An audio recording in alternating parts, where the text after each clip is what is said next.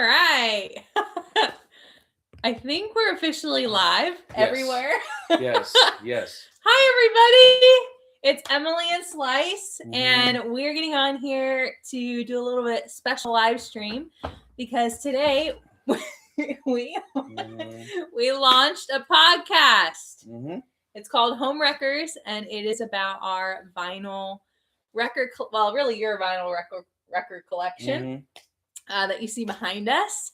And we just thought we would get on and celebrate it coming out. Julie says, I'm so excited for this. Me too. Yes. Me too.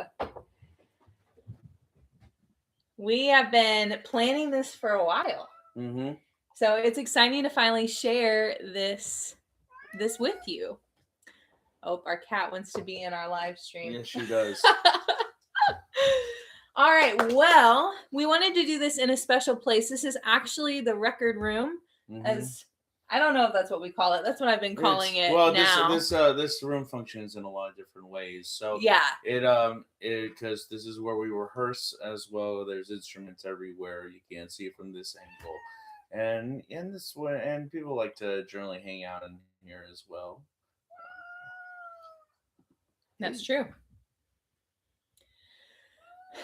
Yeah, I feel like, I don't know. Do we want to give them a little tour of the record wall? Well, we'll do that in a second. What I'm wondering is, has anyone listened to the podcast yet? Yeah. If anyone's out there, if y'all have tuned in, what do y'all think? It's been kind of a long time coming, and we recorded a lot of these episodes last year. I did my best to edit them so they didn't sound completely dated, but that's true. So if you haven't listened to it yet, you can go to the link in our bio to check out the first episode. Oh, hi kids. That's from Lauren. Yes. Ronnie says I listened to some of it. That's awesome. Thank you. Looks like my dad listened to it. He enjoyed That's awesome. It. Yes. Well, thank you so much. Your dad is the one that got you into records, so. Well, actually, I got into records. Oh, I thought you guys used to go record shopping together. No. Oh. No, the first time he had vinyl.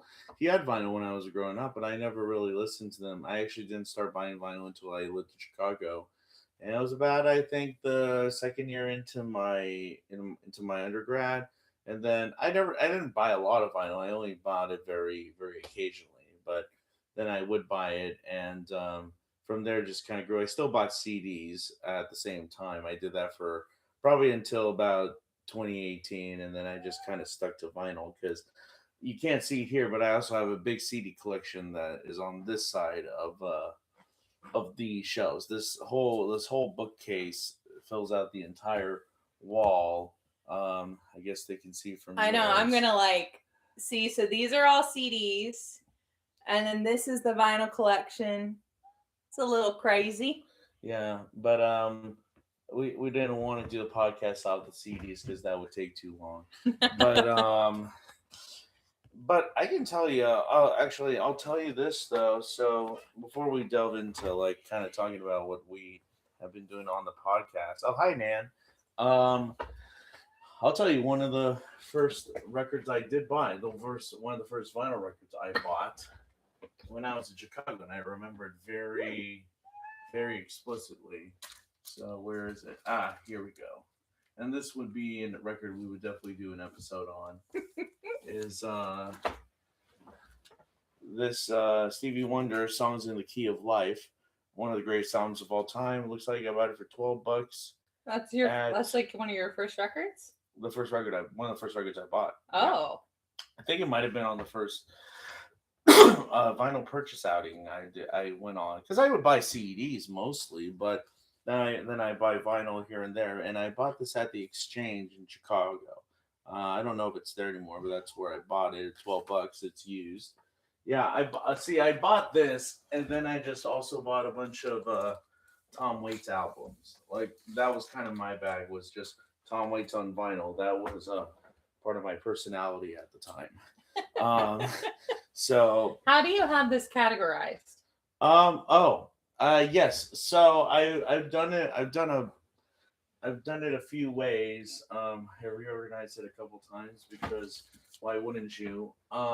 So there is a top shelf above where you see this. I'm sorry. Don't move. Anne says she's having a hard time hearing. So can you like chat this direction? Oh, no, because I have to point. So I'll do my Point like best. this. So I'll you'll point. so you'll see this shelf here, right here, where my finger is, and these are the box sets. There's one shelf above it, and that's kind of the miscellaneous pop rock records that I really don't touch very often. So that just kind of stays there. I rarely go up there. And then I have some box sets here, and then I have, starting on this side, I have international music, jazz, R&B, or R&B funk, reggae, hip hop, reggae, and then country and country rock. And then to the right on the next shelf, I have progressive rock, and that goes all the way up to here. And then I have some books here, and then here, and then I have some books right behind M's head, and then I have some books. So this shelf here, all the way to around here, these are like sort of the too cool for school records of like different like hip genres and bands that I enjoy that are kind of like not general pop rock, but some things a bit more interesting. So punk and post punk and power pop and some interesting folk music or freak folk. And then so I have that all the way up here, and then after that it's just kind of general pop rock that I like to listen to more regularly. So Springsteen is here on the bottom shelf because that's where the S's are. Which, speaking of Springsteen, So the reason that we bring him up, all that to say, you may never know what record we might talk about. mm-hmm. So we've got a few people here. Craig is here. Oh, hello. And he had a question about your first record. Yeah. He said, is it the double Yeah, it's a double LP album. version? It's the double LP. I don't know, actually. I haven't opened it in a while. I don't know if it has the bonus EP in it, because this album technically had a bonus EP with 4 extra tracks because, it's been a while since I've opened it because Stevie just recorded so many songs on this record that there's so many we've never heard of, that we've never heard up to this point. So, this comes with the booklet, which is kind of nice. That is kind of cool. Yeah, because this is, I'm pretty sure, is the original copy. But hold on, let's see. He's checking. I am checking. I haven't looked at this in a minute. Does not look like it has the EP with it. I bet if I go buy a new copy of it now, it'll come with the 4-track EP. Yep, nah. So this one's not the double. It is a double, but Oh. I'm saying it's the original album was the double plus a 4-track EP. Okay. Yep. There you go. Yeah. Craig has it on tape. Oh yeah, I love that. I've never owned tapes, even though actually that's not true. Had tapes. I had a few tapes. I have a few tapes, but I never collected tapes. All the kids these days seem to be collecting tapes. Yeah, tapes are coming back, which is kind of cool. Awesome. We've got my mom's here, Irvin's here. Hi, and I hope you're hearing a little better. Let us know. Hi, Roland. It's good to see you. All right, Julie is like, she's got the best questions. She had 2, but the first one I'm going to ask you before we get to the second one, which is what is our first episode about? But yes, the first one, the other question she had is, what is your favorite record that Slice owns?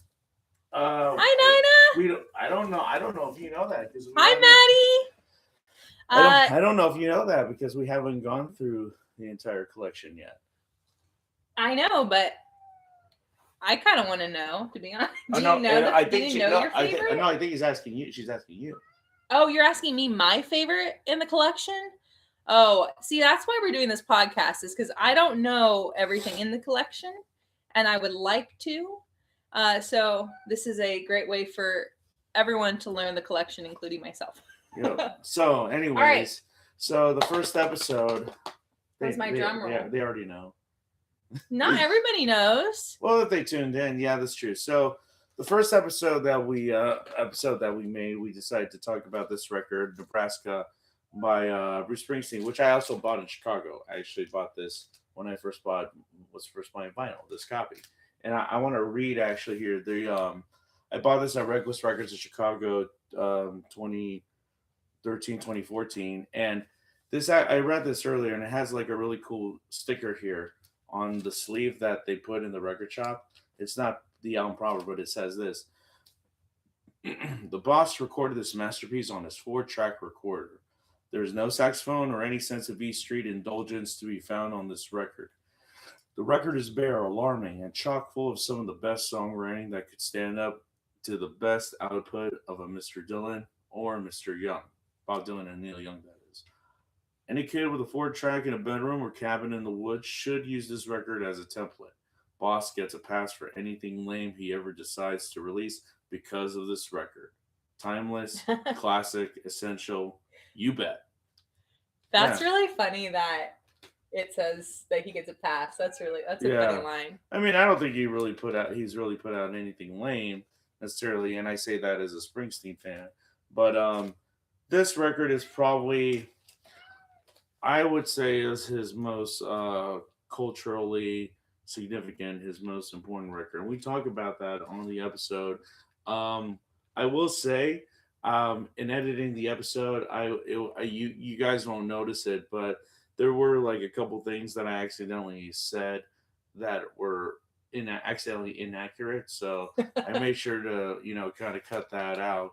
As much as I thought you kept it in because that would be the funniest thing, to go to the episode and find what is inaccurate. No, I don't want to do that because I do not want I don't want certain parties to be coming after me for certain simple schoolboy errors, as some people call them, when it comes to Springsteen. There's a lot of Springsteen fans out there, so I don't want to offend too many of them, you know what I mean? But yeah, we talked about this record, and it was kind of timely because the movie came out last year, Deliver Me From Nowhere, which we actually saw in theaters. We saw it after we recorded the episode.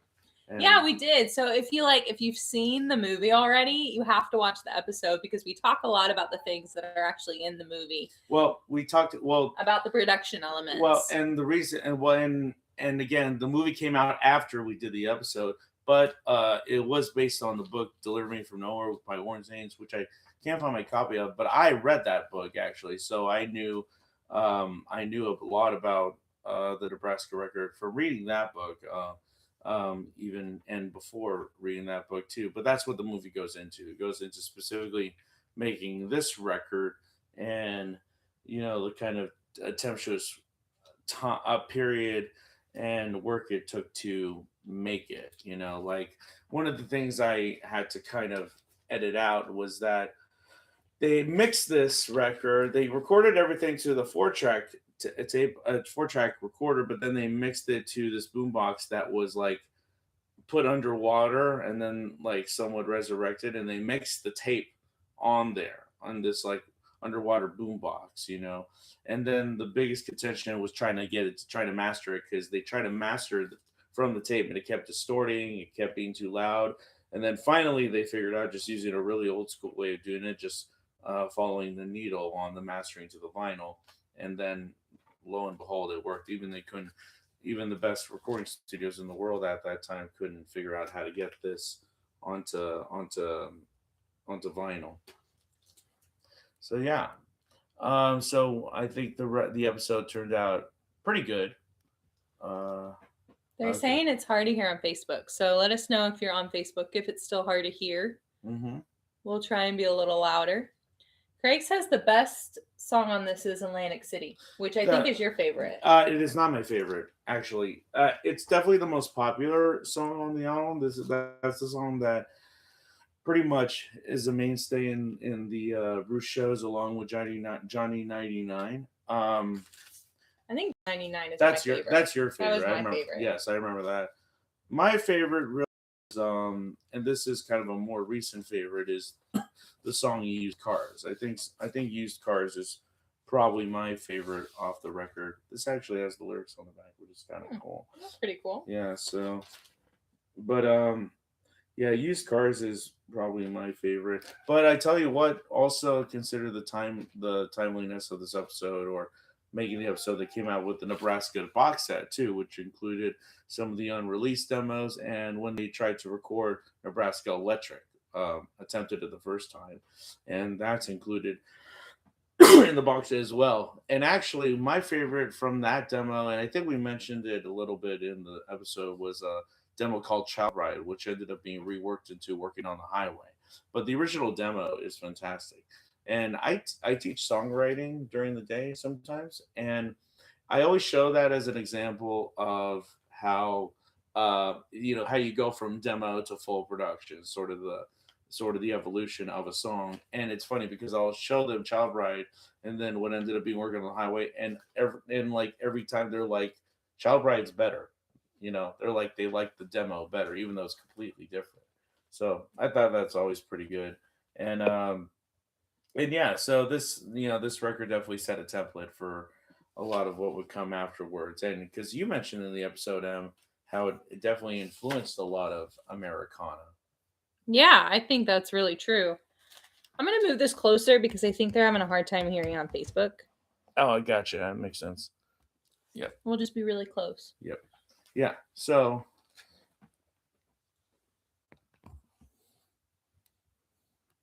a lot of different angles that going on at the same time. Thanks for bearing with us here. Yeah, Marley, the corgi. We did watch the movie. We watched it after we recorded the episode, but we watched the movie, and I read the book that the movie was based on.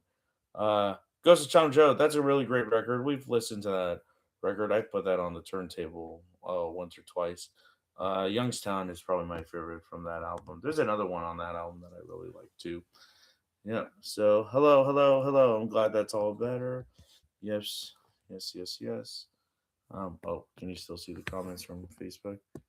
It is on the quiet. It's on the quiet side on there. Yeah. Oh, thank you, thank you. Yeah. So I'm excited. yeah, so we're trying to we've batched some episodes, moving forward, and we're always looking. We've got some records in the pipeline, but we're also looking to try to figure out what else we want to talk about, and we'd love to hear your suggestions as well. We've had some suggestions in the comments on our Instagram pages too. So if I own I it think on Hugh just popped on. He would Oh, have yeah. a good suggestion Yeah. for a record to cover. Yeah, if I own it on vinyl, then it's fair game. And and with that said, we kind of, I think, alluded to this in one of the episodes that's coming out soon, is how there's some obvious albums that I don't own. There's some obvious ones I don't own. Should I say which ones I don't own? Yeah, because I'm kind of curious. So there's actually really three big ones that I don't own, I think. Maybe four. There's certain Beatles albums that I don't own, but that's because I never bought any Beatles albums. I inherited my dad's Beatles albums, and the ones he had were like Abbey Road, the White Album, and a few of the U.S. versions of some of the albums too. So I don't own Revolver, and I think I own the U.S. version of Rubber Soul, but I don't own Sgt. Pepper either. And then a couple of big ones I don't own. I don't own Rumors by Fleetwood Mac. That surprises me because you love that record. I mean, I don't know if I would say I love that record. You talk about that record a lot. When have I talked about that album? I don't know. I feel like we talk about that record a lot. I think we have in some instances. The thing with Rumors is that that's an album so ubiquitous, or all the songs on that album are ubiquitous. So Julie said that's a sin. you lost some respect after reading his book. Well, I'm not talking about I'm talking about Bruce Springsteen's book. I'm not talking about Springsteen's, because Springsteen's autobiography, that's what he's referred to, and that's not what I'm talking about. I'm talking about the Warren Zanes book written about Nebraska. That's a really good that's a really good book about that time period and sort of connecting Nebraska to kind of its cultural important American cultural importance. But yeah, no, I think Rumors is just so ubiquitous that it's like it's one of those canon records. So what more is there to say about it? The only thing I could say about Rumors, I think, is that I'm with Stevie Nicks. I'm salty that they left Silver Springs off it because there's a couple songs there that could have done better. Tango in the Night. There is definitely an argument to be made that is better than Rumors, but that's also because I'm an 80s Fleetwood Mac fan because I grew up mostly with 80s Fleetwood Mac actually. I don't know Tango in the Night. That one had Little Lies, Everywhere, and Big Love. Oh, okay. And Seven Wonders. Those were the hits from that record. Do you have Tango in the Night? I think I have my dad's copy of that. So we could do an episode on Tango in the Night. I own a CD. Solve the debate. See, the thing with Fleetwood Mac is they also had so many albums before Rumors and after Rumors. Tusk would be a good one to talk about, but that's a double album, so that would take a little bit of extra work, you know. Yeah, and so that I think that one and another one which actually I am familiar with that I don't own is Graceland by Paul Simon. So I always just put off. I would own that record actually. I just put off buying it. Oh wow, yeah, that is surprising. And that's a record I grew up with. I did listen to that record kind of religiously for a good while there. That is a great record, and I would definitely have some really interesting things to say about that. So that would definitely be an episode if I owned the record. Yeah. I feel like this is good food for thought about what we should talk about next. I will say there are a lot of Fleetwood Mac fans. Yeah, see, 60s Fleetwood Mac is great. I don't know if they have a particular record that is worth highlighting from that era because they had singles and some of their discography gets a bit jumbled up depending on if you're from the UK or the US. But like I said, there's some, maybe a couple early Fleetwood Mac albums from the early 70s, post Peter Green that are kind of cool. But yeah, some of their 80s stuff is pretty underrated for sure. Craig says, "What are your thoughts on prog rock?" I have a prog rock session. Prog rock. I have a prog rock session. Should we go down the line a little bit? Right. Well, pick your favorite. Well, I'm just out of the collection. Well, let's see. Well, I'm gonna just name off some names and see if I come across my favorite. You're a little far away. Well, I think it's Sorry, we're improvising here, but I'm gonna use my hand to point at things. But it goes alphabetically from the end here. Oh, I also have electronic music here at the end too. So Avex 10 and Brian, that's about the extent of my electronic music. But let's see what we got. Julie's gonna get you Rumors for Christmas. Yes, thank you. Oh, I have synth pop. He's on fire. Oh yeah, synth pop is the section.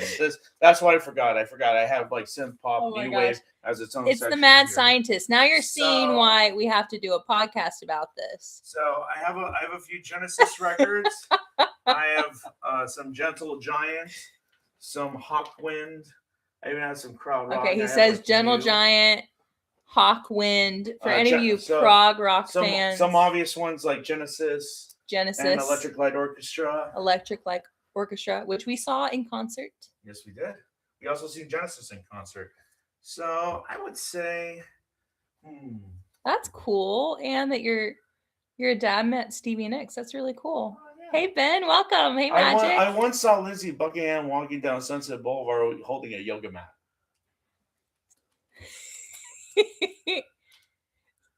Slice's voice sounds like the guy who does Professor of Rock. Oh, yeah, that guy. I like that guy.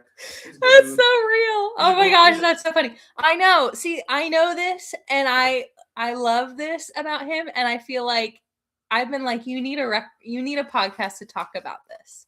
And so this is how we do it. And you've got him on a soapbox now. You knew where you were getting, right? I knew. Yeah, I was gonna say.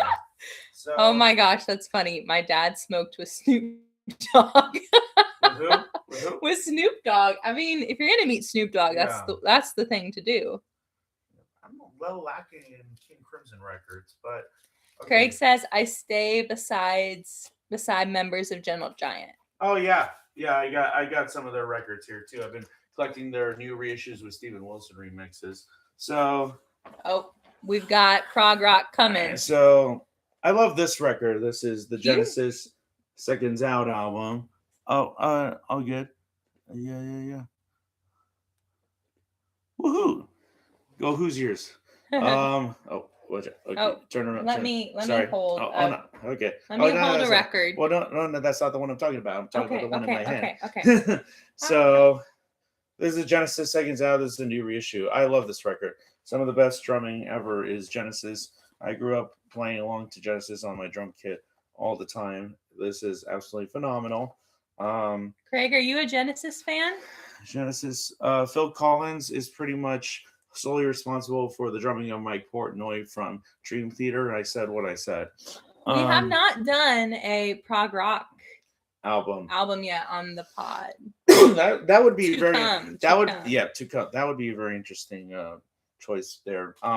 This one's kind of an obscure British band called Camel, and this is their album The Snow Goose, which is completely instrumental or nearly completely instrumental. A fantastic album. This is a new reissue. Yes, this is great. So I love Genesis with Gabriel for sure. This is without Gabriel, but I think this was still when they had their very proggy roots, because they really still, they still had great. They played a lot of the old stuff on here, as well as stuff from Trick of the Tail, too. Oh, Julie has a question. She said, "What defines prog rock?" It stands for progressive rock. A lot of notes. Well, a lot of notes. A lot of more notes than most. Wait, Lana Gray and Pink. I need to own that record on vinyl. Caravan, love that. So hold on. I'm deciphering. So it's like really, really long, really crazy instrumentals, really like over the top. Yeah, like experimental rock. Very, very, very much incorporating elements of jazz, blues, and classical, I would say. Ooh, you got 2 votes for the Land of the Gray. Hugh likes that record too. Land of the Gray, Pink. That's Caravan, not Camel. Although Mary, they were both in the scene. All right, Mary, we've gone off the rails. They started talking about albums, and we've just lost it. So just go with it. People are talking about it. Yes, technically, indeed. But yeah, this Camel record's great. They have a lot of great records. Andy Latimer, very underrated guitar player. And now this is kind of an insane record. This is kind of art rock, prog rock. We have this album called Consequences by Lol Creme and Kevin Godley, who were original members of 10cc. They left the band, tried them, and they made this record. It's a triple record. One of my podcast inspirations for ours is called The Album Years by Steven Wilson and Tim Bonus. And they talk about this as being like their kind of favorite album to talk about on the podcast, which they have talked about this. And it's like one of those albums that everybody loves or absolutely everyone hates. It's a triple album. It is inexplicable. It's if I try to sit here and explain it to you, you would gain nothing. It's not on streaming. You would have to either get a vinyl copy, buy the CD, or it's on YouTube. But yeah, it just has these kind of cool things here. This is an album that's definitely it's hard to describe. It's got narration by Peter Cook from Monty Python adjacent fame. Yeah, this is an insane record. If you haven't checked it out, it's just you owe it to your curiosity to be mortified at it. So that's my mini prog rant. Yeah, wow, we really went down a little bit. Well, we went from rumors to prog rock, so that seemed like a natural. Play some snippets. Yeah, of the record. We took our record player out of this room. Otherwise, we would do that. Yeah, so we put it in the other room. Put it in there. Well, yeah, but TCC when they supported the Quo. 10cc and the Quo doesn't sound like a really good match. We actually saw 10cc a couple years ago, and they were really great. I'm very much an art rock fan too. Very quirky very quirky songwriting with just really great musicianship. I've seen the Quo a couple times though in when I lived in London. Go Quo forever. Hey, Derek. Thanks for hopping on. Hello. Yeah, Mary, we'll totally do that. And don't worry, I'm gonna talk to my girls for a second. Yeah, go for it. We are gonna do some Taylor Swift. I convinced him to do some of my favorite country records. Actually, I suggested which ones. We do have like I think we have the same favorite country records, so that wasn't hard to convince him on. Definitely. So, but I think what's fun is like you have such a variety of collections, and so we're just kind of gonna do it all. Yeah, we're gonna cover as much ground as we can. And we'll talk about some current records because I do own a fair bit of current records on vinyl too. Yeah. And when I mean current, I do mean like in the last 5 to 10 years, because I do still. I mean, I still buy vinyl, but will buy vinyl from newer bands, especially ones I'm fans of and ones that I feel like are making a huge cultural impact. Yeah. And there's a few examples of that, and there may or may not be some episodes in the pipeline. Yeah, and that's kind of artists. like if you listen to the pod, I don't think we actually did this in the first episode, but in the next episode we're going to start with the same question at the end of every episode, which is why is this record or end with the same question. Yeah, why is this record important to the culture? Yeah. And when we were kind of putting this together, it really wasn't like, oh, we want to talk about this genre or these kind of artists or whatever. It really became, we want to cover records that we feel like have influenced the culture. So that could be a record that came out last week, or it could be a record that came out 20 years ago. But for whatever reason, we think that it has been really significant to our lives, to musicians we know, to just, the world as we know it. Yeah. And the thing about that too, is we're not beholden to just talking about music that's only important in America. We're also going to be talking about music from other countries and how they've influenced really music everywhere and artists worldwide. And why, and part of it is like we pick out, she picks out the record and I say why it's important was an important record for me too. Yeah. So I talk about, that's kind of the other question too. Yeah. It's like, well, what did it mean to me? Because it's from my collection initially. And then what is the cultural significance? Yeah. Double negative. You can't not do Taylor. I get it. Tomato, potato. It's all the same. Mongolian rock. If you have any suggestions of Mongolian rock, I've heard good things. I don't know anything about that. I've heard good things. But yeah, and yeah, and there's endless records to choose from of every variety, from the avant-garde to the ABBA. Oh, ABBA. Yeah, there's a couple of albums to talk about, 2 or 3. Oh, we could go on and on. Yeah, Julie says I have a bunch of suggestions. Send us a message. Let us know your suggestions. We'll add them to our list. Yeah. ABBA. If you do want, I will say, if you want to listen to like a darker version of Rumors, listen to ABBA's album The Visitors. I could see that. Yeah, it was the album they made after the couples broke up in the band. After, and still stayed together to make that album. Oof, woof. I love it. I feel like we found our people, man. Yeah. Like Magic says that's so incredible. I'm glad you guys are digging this. Yes. We were thinking about starting this podcast, and I feel like, I don't know, I feel like people have been really into it. I think if you know him and you know the record collection, it's like, oh yeah, like you should do this. I tend to be somewhat unpredictable, I think, when it comes to, I mean, some of my music preferences, sure, but then you don't discriminate. I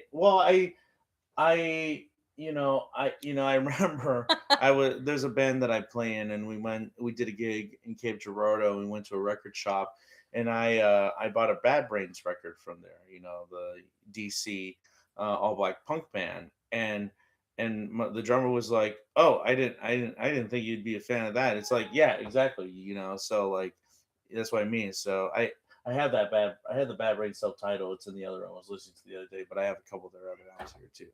So yeah, Anne says, "Can you post the record and songs that I can listen to after this episode?" We'll put that in the show notes. Well, I'm really glad you said that because I meant to put it in the show notes. Well, I mean, I will say you should really listen to the whole record.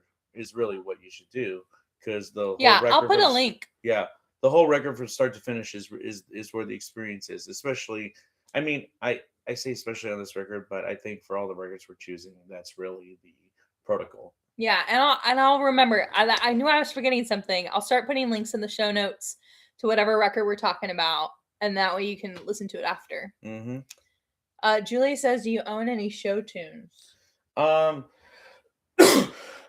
You know, it's fun. Excuse me. I think I sold my vinyl copy of the Camelot soundtrack, the stage show Camelot with Julie Andrews. Whoop whoop. I have some soundtrack stuff though, but actually, I haven't put those in. I haven't organized those. There's actually right here in this corner. So if I have show tunes, oh yeah, here's an easy one. Sound of Music. You know, this is mine. I think that is yours. This no, is wait, not, no, wait. This is no, not wait. yours. Wait, is it? No. This one's mine. This one's mine because I have the. Do we have the same one? No, we don't. I got some from my grandma, and she had this. I think. Oh, okay. Gotcha. I definitely have this record. Okay. Yeah, but this one I bought at okay, well that's funny. But I do have that, and I have Mary Poppins. Mary Poppins. That counts, right? Oh yeah, it definitely counts. What else? This is so cute. Look at Julie and Bert. Not Bert. Yes, Bert. Well, Dick Van Dyke. They're so cute and young. Also have Oliver. Oh my. As well. You ask and you shall receive. I think that's my dad's copy, actually. That is definitely my dad's copy. There. Hey Shay, Emperor's Craig. You guys met on the hike. I don't know if you remember.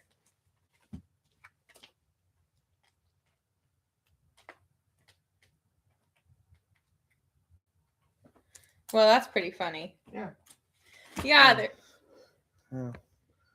Sorry. Yeah, so a handful. Julia Andrews theme here. Yeah, I mean. Yeah. The best movie of all time. I love Sound of Music. Good. We found our people. See, there's something for everyone. Mm-hmm. We got prog rock on one side. We've got show tunes on the other. Like literally. Mm-hmm. I listened to this album on the ride to St. Louis last weekend. David Ackles. Oh yeah, I love this record. This is David Ackles. We just listened to this. Yeah, not a lot of people know about him, but he was a huge influence on Elton John, Elvis Costello, Phil Collins. This has a couple of notable songs: "Road to Cairo" and "Down River." Q, if you're listening, if you're still watching, you know what this is. And so does Adrian. So tell him that we brought him up. But very obscure singer-songwriter, only made a few albums, and then just kind of disappeared from the music industry. But this is his first album. I actually bought this. I got into him in college, and right around that time, this was a reissue. They had just reissued this on vinyl. So this was one of the handful of vinyl records I bought when I was in Chicago, actually. So I'm going to keep this out because I want to listen to this a little later. I have his other Q is requesting some Steely Span. Steel Iceman. I own a couple of their albums actually too. Funnily enough, though, some of their albums are easier to find used than one would think in the States because they're primarily a UK band, you know. Oh, okay. So that would be like progressive folk music, or kind of like art folk music. Them in Fairport Convention. I would also talk about Richard and Linda Thompson. We've cited a couple of their records before. We've listened to a couple of them. Yeah. Yes. So, definitely. Yeah. We're pumped. Yes. We're excited. Yes. We're glad a lot of people here are excited. Yeah. Well. I feel like I need to be taking notes. These are great ideas for future episodes. Should we tell them what the next episode is going to be? Should we give them the first exclusive here? I heard a cat. Yeah. My cat is trying to get in on this episode. I like Oasis. Their first album is my favorite. Probably their most rocking, but the second record's good. He had a couple other good singles too. Hey, Joel, welcome. Oh, all right, we got some people saying yes. Are you ready? So, hold on a second. Real quick. Yes, there's a Smith album or two we would do. There's definitely a Cure album that we would do. I'm addressing on here on the chat. Joy Division, we would definitely talk about Unknown Pleasures. Probably the greatest side one, track one of all time, Disorder from Unknown Pleasures. Incredible track. Sorry, go on. You guys are cracking me up. You included. Thank you. All right, so episode 1 is out today. Yes, on Nebraska by Bruce Springsteen. Yep. And then it's going to be every other week. So there's essentially 2 episodes every month. Mm-hmm.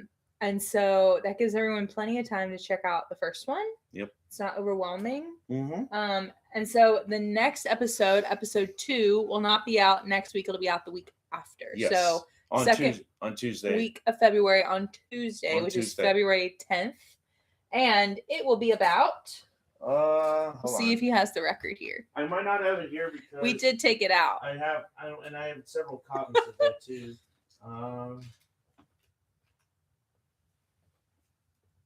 Do I have it? It's signed, you see, so that's why I may or may not have it right. But we did take it into the studio the other day. Well, that was a new reissue that I recently. You have multiple copies of the same record? Yeah, well, because one of them is one I have signed that I got signed, and the other one's like the new mono reissue. It's okay. Come, stay with me. Stay with me. Don't leave. It'll just take a quick second. No, you're fine. Sit down. They want us. I want to show it off. You're fine. So, well, is it signed? Yes. And you know where it is? Yes. Okay, go. All right, we're gonna let him go. It's framed. It's framed. That's how I know where it is. Okay.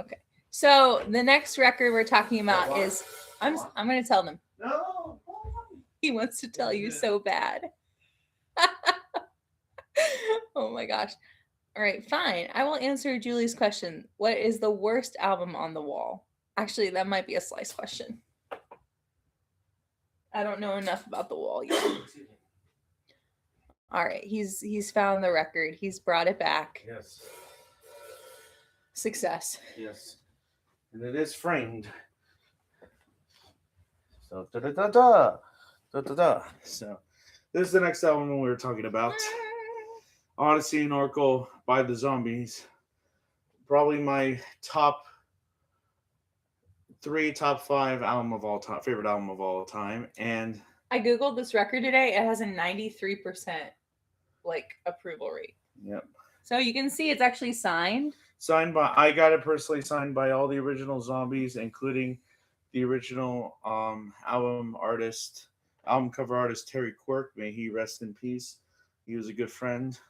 And everyone in the Zombies are absolutely lovely people. The only person that didn't sign this was guitarist Paul Atkinson, who died many years ago at this point. But this is the next album we're going to be talking about. Such a incredible psychedelic pop, chamber pop record. And this record has definitely meant a lot to me personally as the album, and just as somebody has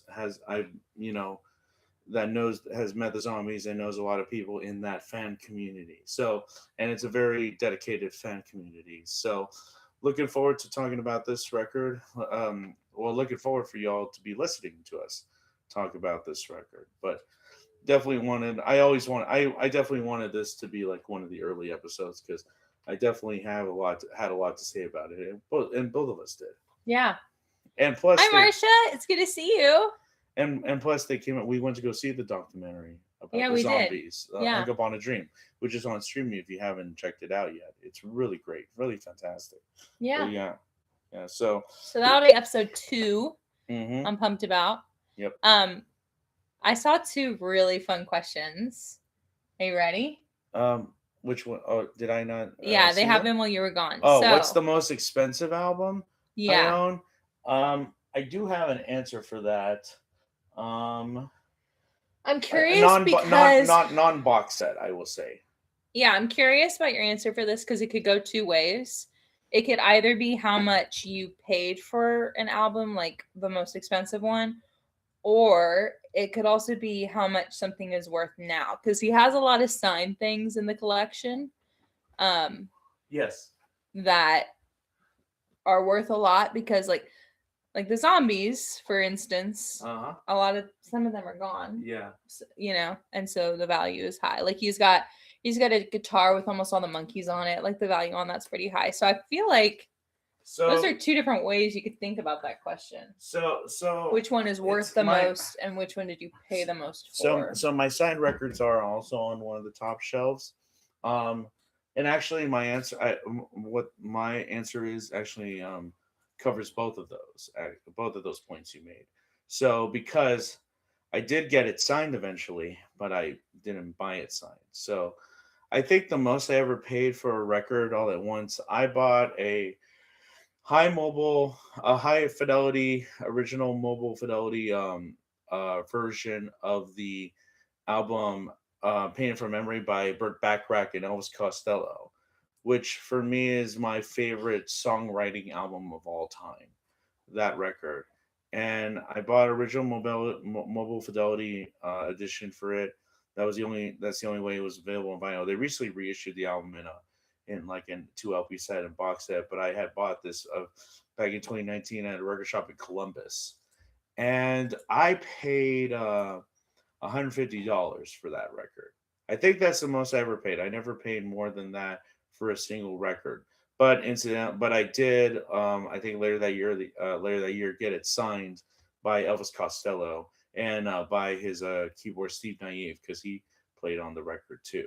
So yeah. So and the reason it was that much is because it's out of print. It was a limited edition run.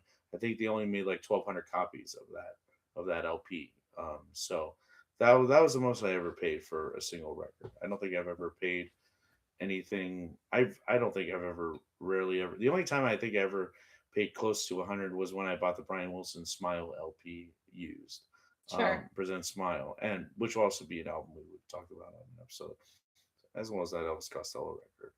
So, but normally I don't try to go for like the rarest records, and unless it's like an out of print thing occasionally, but mostly I buy like new reissues, I think, these days.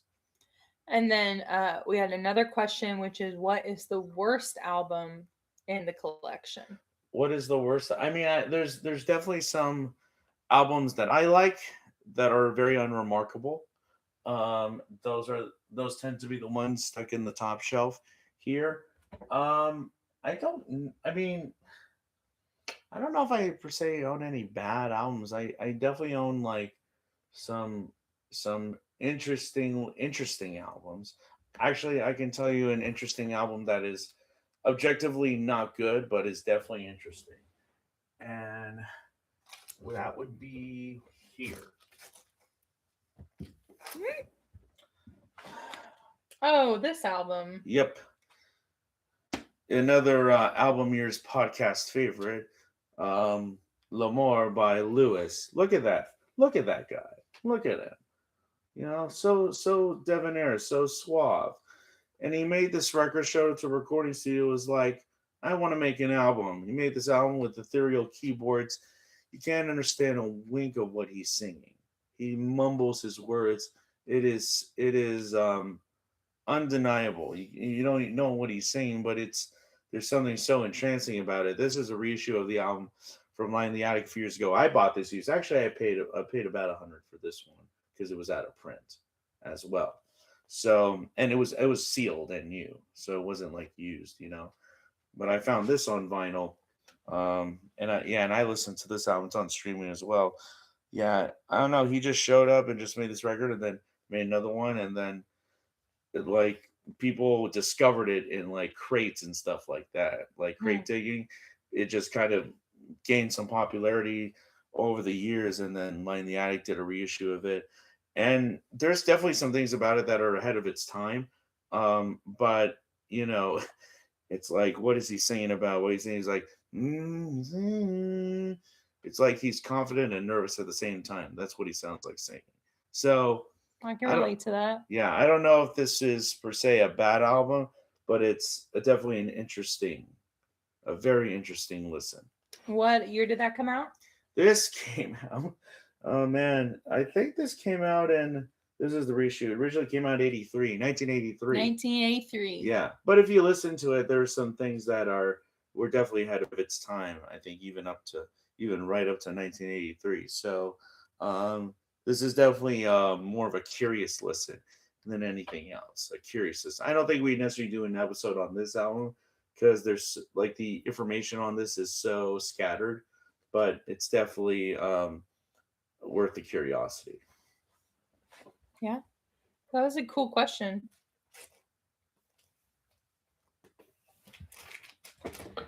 Well, Lou, you've given me a lot of information. My head is spinning. I'm sorry. I like it that way. I'm good. Cool. I'm Um, glad. yeah. Yep. I think So that's like that. Honestly, was a little bit of an insight to the pod. yes, and just how my weird mind works sometimes. It's fun. It's fun. I'm glad you're having fun. No, I just am kidding. having. I am Just having kidding. fun. No, just kidding. I'm having a great old time. Mm-hmm. Yes. All right. Well. Well. Oh no, the album cover is inexplicable as well.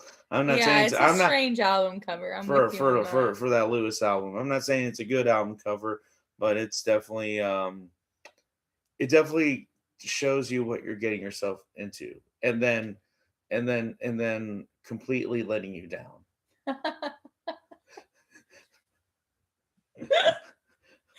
Oh my gosh, that's funny. Yes. All right, friends, that is a little bit of a look at the pod.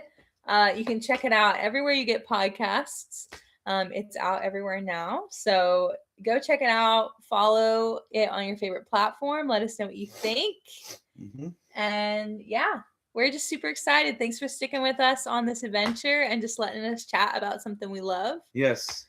And I think we'll do another one of these after a few episodes too. Just kind of a check in, seeing how everyone's enjoying it. And, if there's anything that you like us to also for us to hear us talk about while we're talking about these records, please let us know. Your feedback is very, very important and it helps us out a lot. I love it. Yep. All right. All right. Should we say goodnight? Thank you. And good night and stay safe out there. We love you.